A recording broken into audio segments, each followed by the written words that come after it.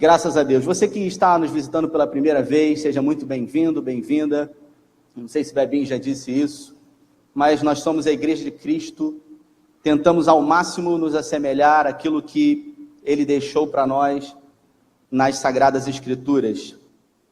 Eu queria compartilhar a palavra do Senhor no livro do profeta Isaías. Se você puder abrir a sua Bíblia, profeta Isaías, capítulo 6.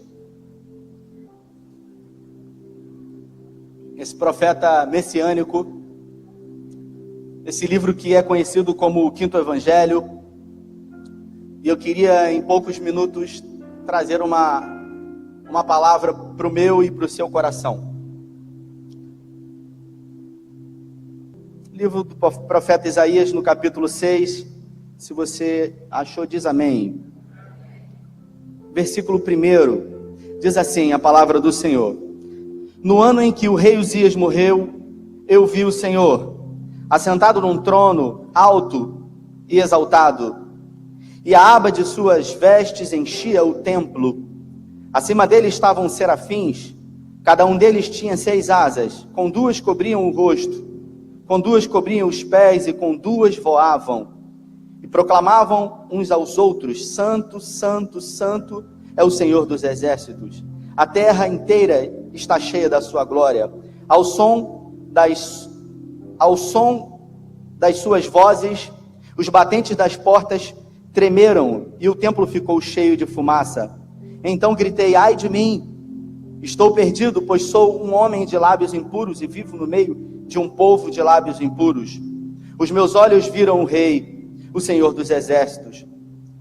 Logo um dos serafins voou até mim, trazendo uma brasa viva, que havia tirado do altar, como uma tenaz. Colocou-a sobre os meus lábios. Por isso, a sua culpa será removida, e o seu pecado será perdoado. Então ouvi a voz do Senhor, conclamando: quem enviarei? Quem irá por nós? E eu respondi: eis-me aqui, envia-me a mim. Vamos ter uma palavra de oração nesse momento. Feche os seus olhos. Pai, nós queremos te louvar e convidar o teu Espírito Santo para nos nortear segundo essa palavra. Que as nossas mentes e que os nossos corações, a partir desse momento tão importante quanto todos os outros momentos do culto, que nós possamos agora recebermos do Senhor aquilo que o Senhor tem para as nossas vidas. Por isso, convidamos o Senhor, aquele que convence o homem do erro, da injustiça e do pecado, que o Senhor tome o teu lugar nessa noite, o primeiro lugar, que o Senhor se assente sobre os louvores dessa igreja, e que o Senhor possa ministrar a mentes e corações aquilo que o Senhor tem para as nossas vidas nessa noite.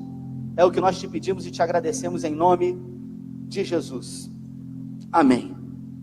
Tema da mensagem de hoje: o clamor dos céus. Eu trago uma reflexão sobre esse profeta messiânico, dentro de um contexto que estava a cerca de 650, 750 anos antes de Cristo. A nação de Israel, nesse contexto, estava dividida entre Reino do Sul e Reino do Norte. Reino do Norte tendo como capital Samaria, 10 tribos. Reino do Sul, Jerusalém, 2 tribos, Judá. E o profeta messiânico Isaías, ele é levantado justamente no ano da morte do rei Uzias. E quem foi esse rei Uzias? Foi um rei que foi levantado aos 16 anos de idade, um jovem ainda, para governar a nação de Judá. E a nação de Judá, ao seu governo, prosperou. Ele foi um rei que fez tudo aquilo que agradou o coração de Deus. As Sagradas Escrituras dizem que grandes feitos Uzias fez.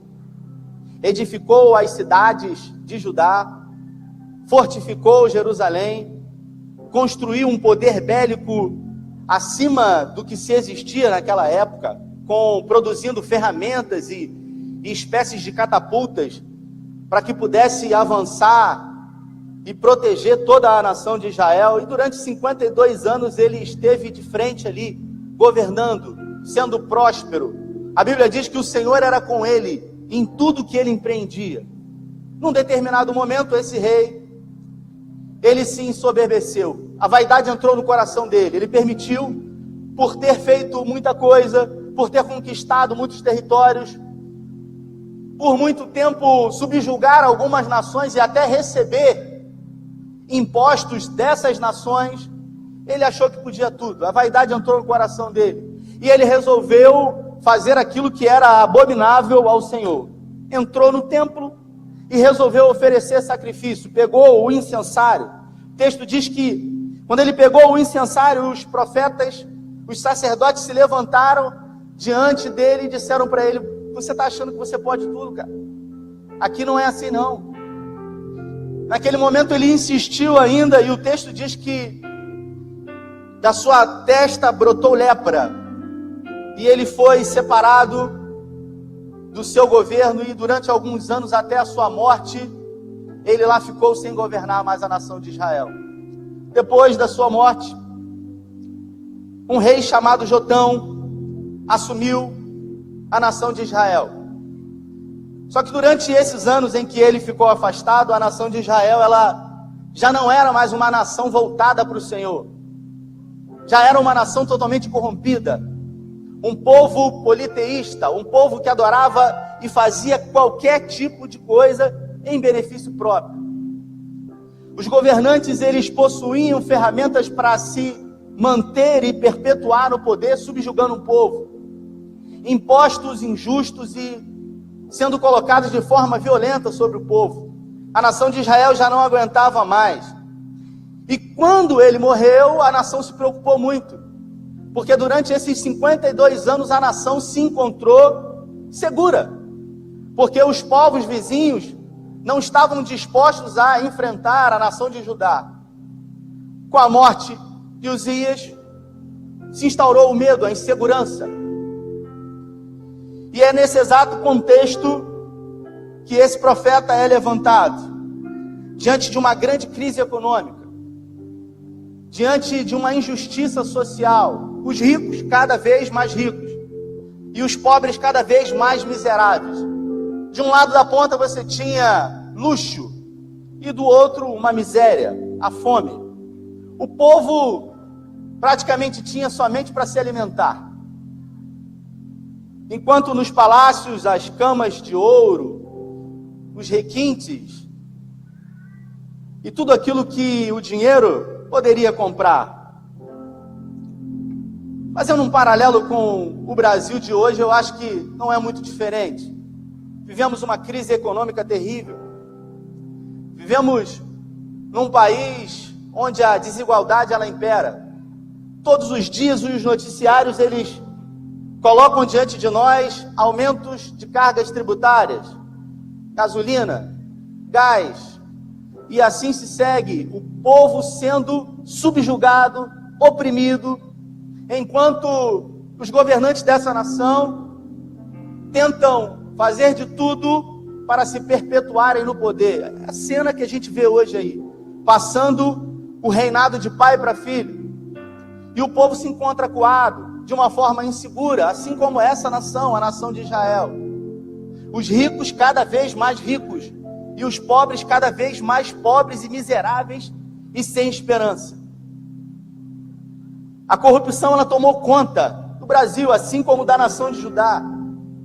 A gente vê hoje todas as esferas sendo atingidas, poder executivo, legislativo, judiciário, até a alta corte do Brasil hoje comprometida.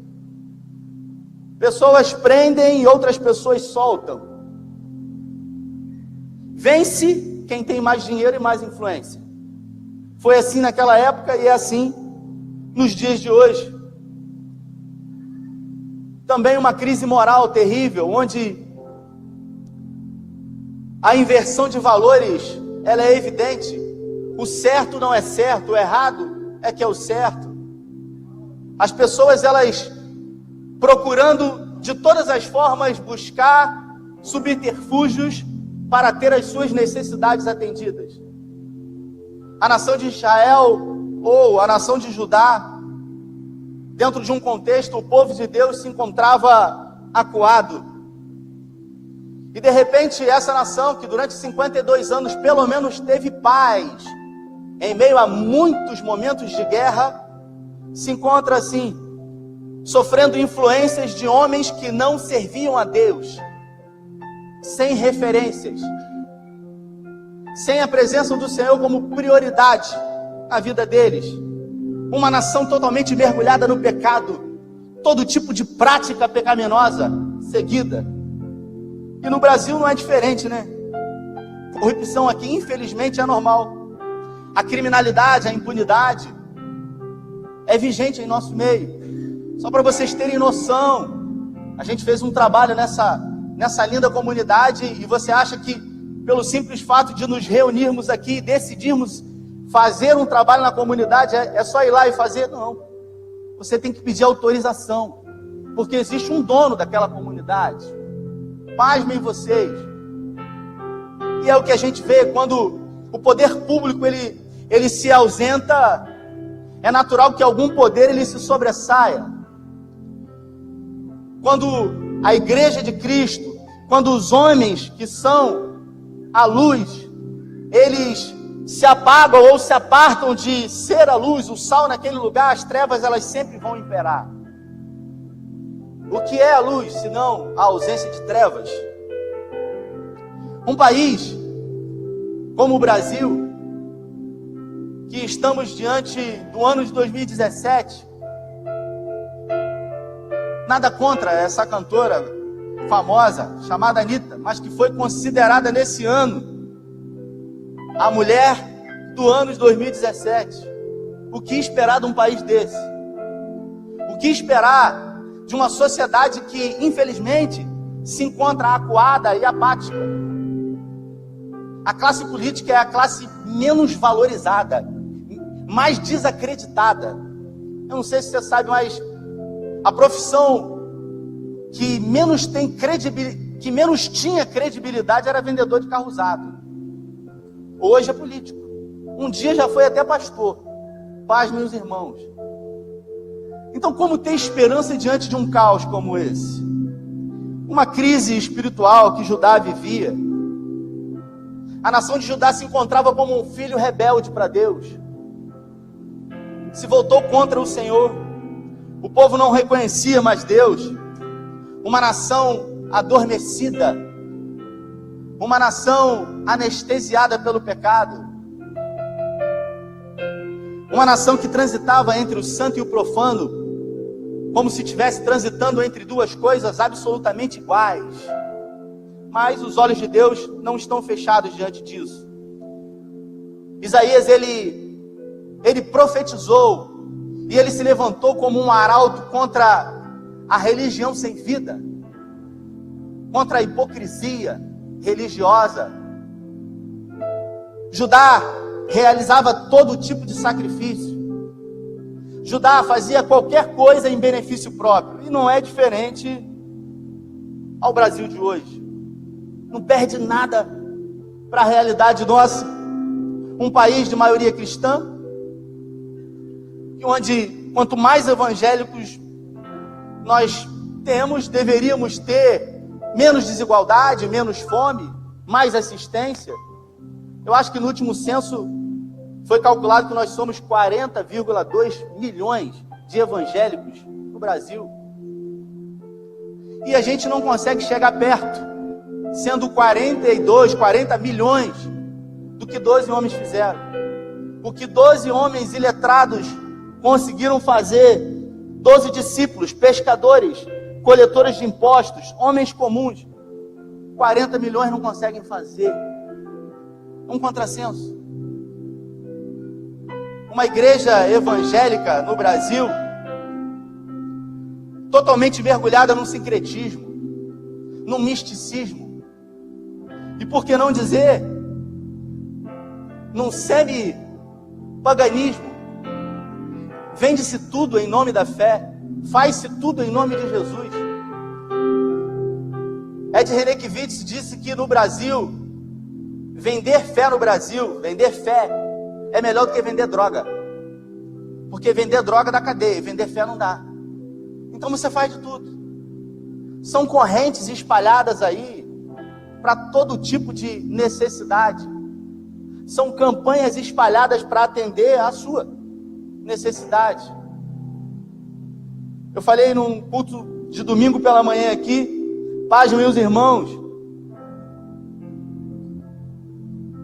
nós tivemos Black Friday do dízimo e das ofertas.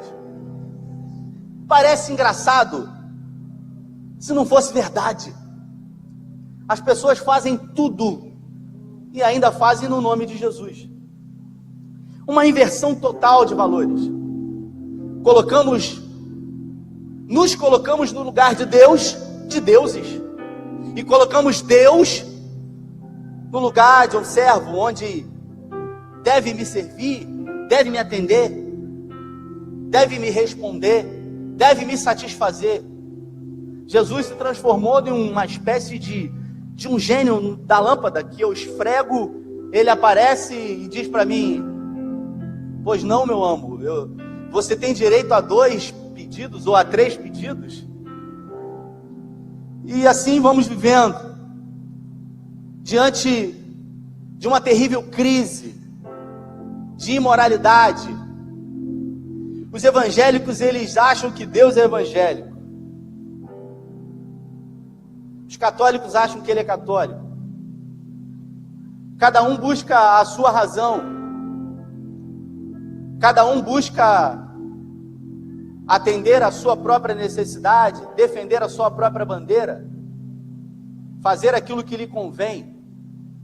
E diante desse quadro que se assemelha muito com os dias de hoje, esse profeta Isaías, ele foi levantado para profetizar sobre essa nação corrompida, sobre esse povo chamado povo de Deus, que havia se desviado do Senhor, que havia voltado as costas para o Senhor, para aquele que tudo fez pela sua nação. E o que fazer? O que fazer diante de um quadro terrível de desesperança? Quando você olha para o Brasil, você realmente tem esperança? Você acredita que irá se levantar um salvador da pátria? Seja ele o Bolsomito, ou Luciano Huck, ou sei lá o que. Você acha mesmo que aqueles que estão lá, eles se preocupam com a miséria encontrada nessa comunidade? A gente não vai muito longe, não. Os jornais noticiaram aqui em Cabo Frio um desvio de cerca de 60 a 70 milhões de reais em 2 anos.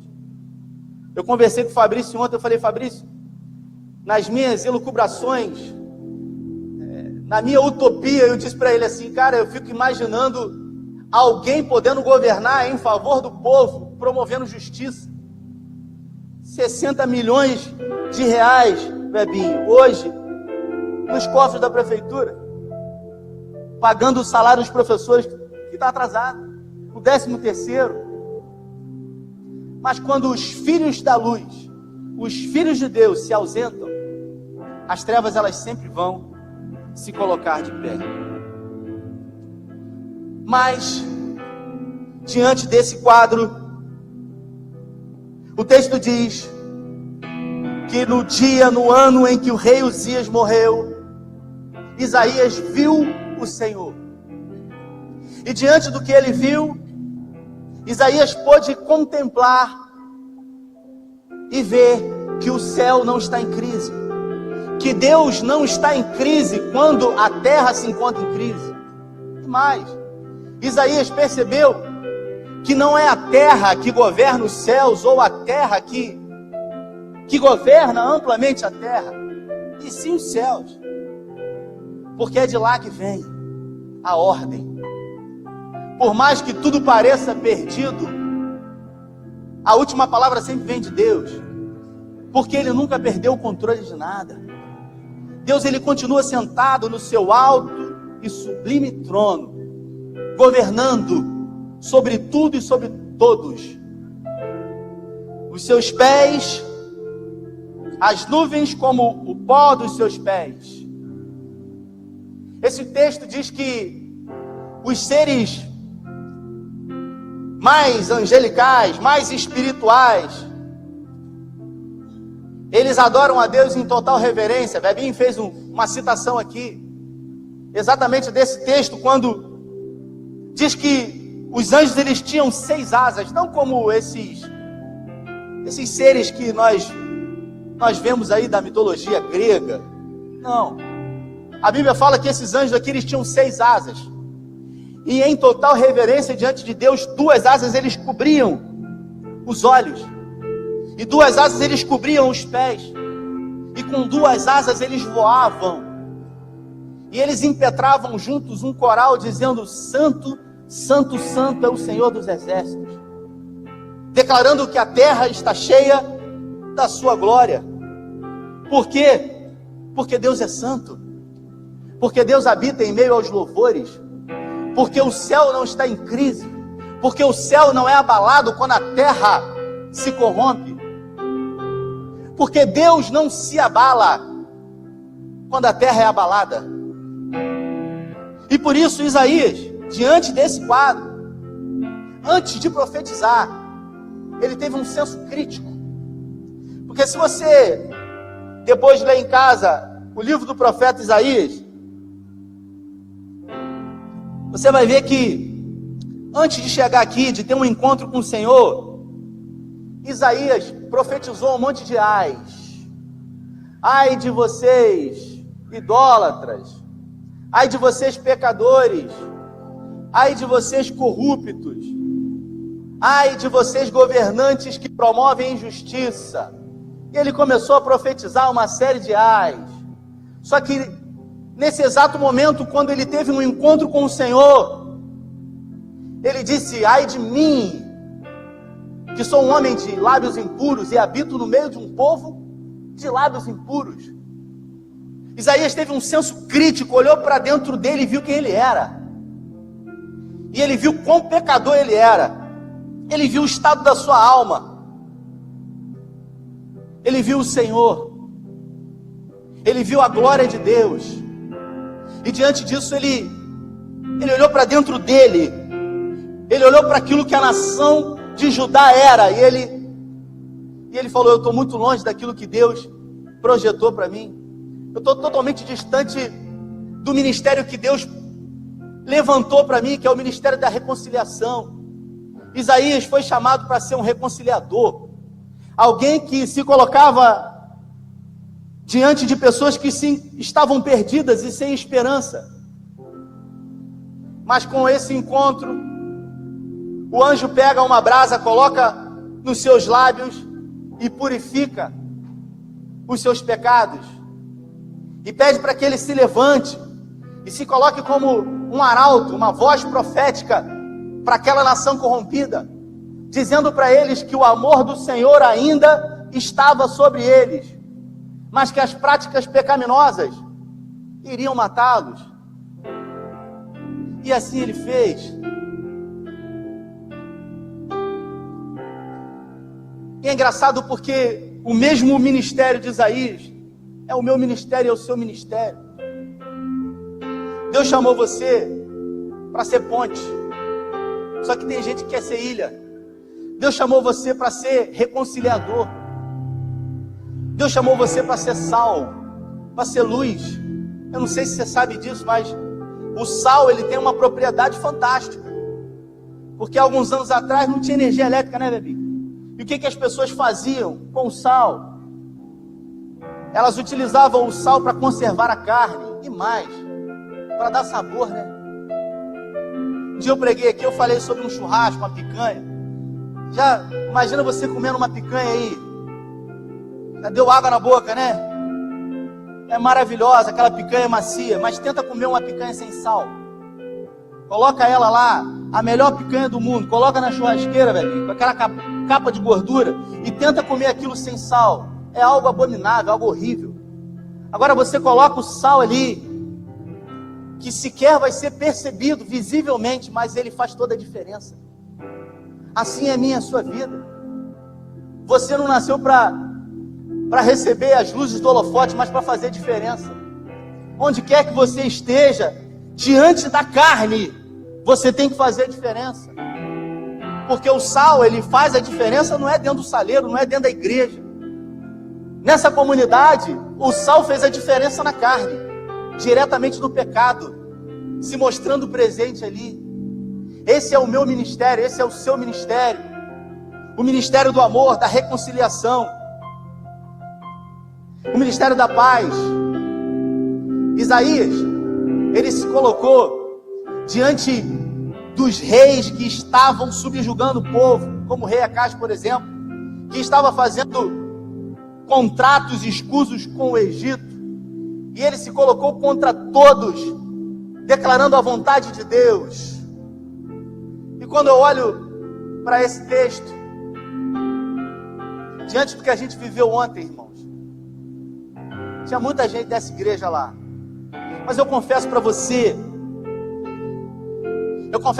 que em algum momento ontem, lá na comunidade, eu estava com o Fabrício lá, eu pensei na possibilidade de alguns dos irmãos nossos aqui estarem lá também com os seus filhos, fazendo a diferença, sendo sal. A gente está a poucos dias do fim do ano, e eu sinceramente, eu não sei, de 2016 para 2017, qual foi o desejo do seu coração? Quando, na iminência de virar o ano, qual foi os propósitos que você fez e o que você pensou acerca da sua vida espiritual? O que você colocou como prioridade para esse ano que está acabando? O que você colocou como meta? Será que os seus interesses foram colocados acima de todas as coisas? As suas necessidades, os seus pedidos foram colocados? Ou será que você colocou o ministério que Deus tem para você, da reconciliação, o ministério da paz, da justiça? Porque nós fomos chamados para ser justiça de Deus. Você foi chamado para ser justiça de Deus. Onde houver injustiça, se houver um discípulo de Jesus ali, a justiça prevalecerá. É para isso que nós fomos chamados, queridos. Você acha que Deus salvou você só para levar você para o céu? Foi para isso que Ele salvou e morreu na cruz por você? Claro que não. Ele quer usar você. Ele quer levantar você. Ele quer capacitar você para que você vá. Mas para isso, é preciso que você tenha um senso crítico. Assim como Isaías, e que você olhe para a sua vida. E que você veja se você está longe ou perto daquilo que é o chamado de Deus para você. Isaías, um profeta, quando ele olhou o Senhor, um cara que era meio crítico, gostava muito de apontar o defeito dos outros, quando ele viu o Senhor, ele falou: ai de mim. E esse ai, ele representa a dor do pecado dele, representa uma angústia no peito, diante das práticas que ele estava tendo, totalmente diferente daquilo que Deus tinha para ele. E eu pergunto para você, nesse ano de 2017, quais foram as práticas? O que você fez em prol do reino de Deus? Nós já passamos do momento de oferta e dízimo. E eu pergunto para você, sem querer ofender você, irmão, mas se essa igreja dependesse de você, exclusivamente de você, como ela estaria hoje? Ela estaria aberta, funcionando, avançando? Ou simplesmente a gente ia ter que fechar e alugar isso aqui por alguma outra coisa? Se os projetos sociais dessa igreja, eu não estou falando de dinheiro, eu estou falando do ID, quando a gente convida aqui, dependesse de você, está lá na comunidade.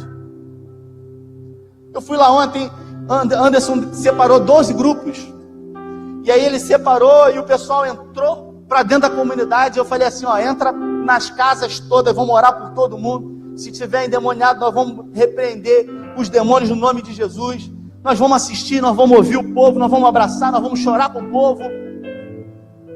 E umas 3 ou 4 pessoas me abordaram quando eu cheguei e disseram para mim assim: cara, eu nunca mais vou esquecer o que eu vi aqui. Eu orei para uma pessoa, a pessoa chorou. Quanta miséria, quanta fome. A gente está falando de um bairro aqui perto, onde tinham meninas de 16 anos na segunda gravidez. Injustiça. E nós somos igreja. Nós somos igreja. Nós somos representantes de Cristo. Onde eu estiver, Cristo vai estar ali. Eu sou embaixador. Já foi numa embaixada? Embaixada de um país é um pedaço dele num outro país. A embaixada americana aqui no Brasil é um pedaço dos Estados Unidos aqui no Brasil. Se algum americano tiver um problema, ele tem que correr para a embaixada americana. Eu sou embaixador de Cristo. Se alguém quiser encontrar com Cristo, vai procurar quem? Vai procurar mim. Tem que correr para perto de mim, porque eu, de alguma maneira, vou personificar a Cristo através das minhas atitudes, através do amor de Cristo que está em mim. Eu pergunto para você, sem querer te ofender, se você olha para você, você é um embaixador de Cristo? Você tem sido realmente alguém que tem levado a verdade? Tem sido um embaixador de Cristo, um representante dele? Espero que não seja um representante de Satanás. Foi assim na vida desse homem, impuro, pecador, mas reconheceu isso e disse: ai de mim, e teve os seus pecados perdoados, e se colocou como uma voz profética nessa nação. Fez a diferença, fez o papel dele, fez aquilo que foi chamado para fazer.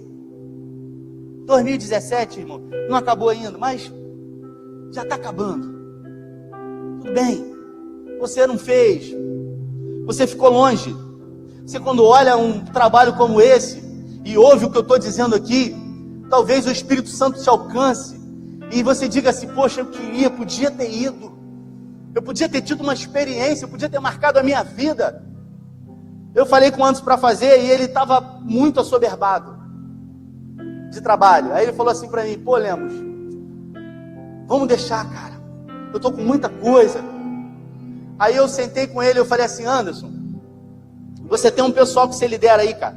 Eu falei para ele assim: você vai ter a oportunidade de marcar a vida dessas pessoas, porque essas pessoas nunca mais vão ser as mesmas. Um dia elas vão estar numa certa idade e vão dizer: cara, quanta coisa eu fiz. Eu fui lá, eu coloquei a mão, eu orei, eu repreendi no nome de Jesus, eu assisti, eu fui a mão de Deus, eu fui o abraço de Jesus para o necessitado, eu fui a extensão do reino de Deus. E aí ontem ele falou comigo assim: cara, valeu a pena, a gente precisa fazer uns 4, 5 eventos desse ano que vem. Entendeu, cara? Porque provavelmente ele viu o que essa galera que anda junto com ele viveu lá. E você, querido, e você que está aqui, que Deus conta com você. Irmão, quero dizer para você que existe um clamor que vem de séculos em séculos e está chegando e ecoando aqui hoje. Um clamor da Trindade Santa que diz: quem enviaremos? Quem irá por nós? Foi isso que o anjo disse aqui. Foi isso que o anjo disse aqui. Eu quero ler versículo 8. Então eu ouvi a voz do Senhor conclamando: quem enviarei? Quem irá por nós? Quem irá por nós? E esse clamor aqui não é um clamor da terra. O clamor da terra está em João 8:19.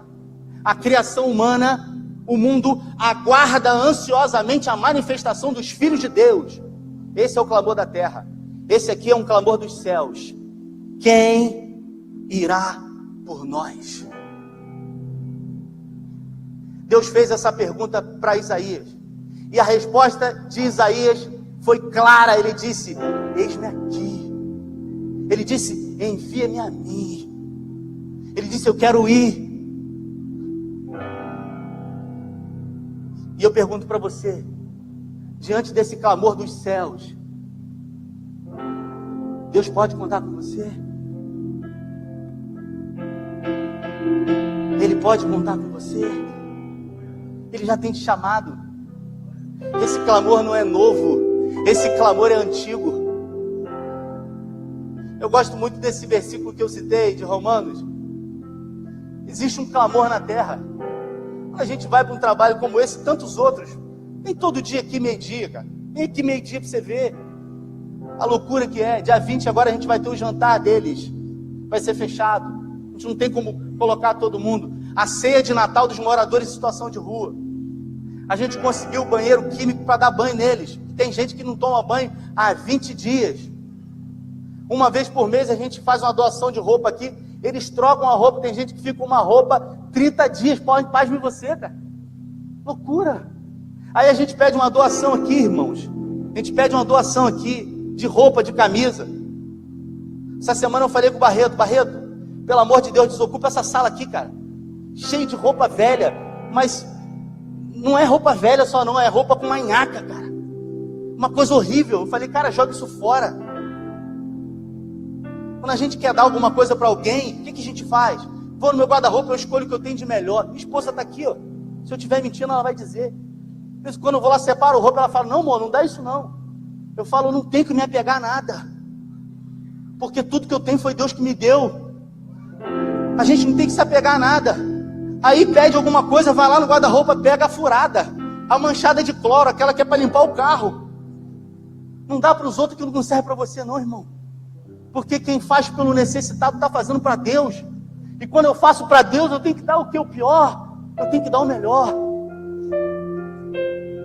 Eis-me aqui, Senhor. Eu quero ser a resposta para esse clamor. Essa igreja tem sido resposta. E existe, infelizmente, uma minoria aqui, que tem se levantado, pode subir, que tem se levantado, e tem dito junto conosco aqui, eis-me aqui, envia-me a mim. Ontem nós tivemos a festa no Terra Fértil, 60 crianças apadrinhadas no Terra Fértil. A gente, durante um ano, dando assistência escolar, fazendo atividades paralelas, assistindo as famílias com cesta básica, Xinai e Patrícia com um trabalho incrível, os pais desempregados dando curso de garçom, dando curso de panificação, de fazer chocolate, para assistir, para de alguma forma promover dignidade, ser justiça de Deus. Aí teve a cantata de Natal, 60 crianças aqui apadrinhadas, ganharam um brinquedo, ganharam um calçado, ganharam uma roupa. E os pais estão aonde? Estão presos. Ah, mas é isso? Não importa. A gente quer ser justiça de Deus. 500 brinquedos, a gente conseguiu a doação, o doutor Rogério abençoou através da Unilagos. A gente não precisa de dinheiro não. A gente precisa ser resposta para esse clamor aqui. E se colocar eles aqui, que é Deus que faz. Antes chegou para mim ontem, um empresário foi lá. Aí o empresário chegou lá e viu, foi convidado, antes convidou. O empresário pegou e viu a miséria, a fome. Falou assim, no próximo ano eu vou patrocinar almoço para todo mundo. Eu quero patrocinar 500 refeições, não foi isso? Quantas tiver. Sabe por quê? Porque está vendo aquilo que está sendo feito, cara. Eu tive num abrigo ontem. É uma realidade, nós vamos inaugurar mês que vem, irmãos. Tudo com porcelanato, tudo de primeira. Para assistir quem? O pobre, o necessitado. Sexta-feira eu estava aqui, uma senhora falou assim, eu não tenho para onde ir. Eu não tenho para onde ir, eu estou com a barriga cheia, eu comi, mas eu não tenho para onde ir, o que eu vou fazer? Eu falei, minha irmã, a gente está terminando um abrigo. Arruma um quarto para eu ficar aqui, eu dou faxina, eu já tenho 53 anos. Eu já não consigo me colocar no mercado de trabalho. Uma senhora, o que eu vou fazer? Eu falei, minha irmã, igual a senhora todos os dias aqui, tem 2, 3, 4 pedindo para sair. É o clamor. Se coloque de pé em nome de Jesus.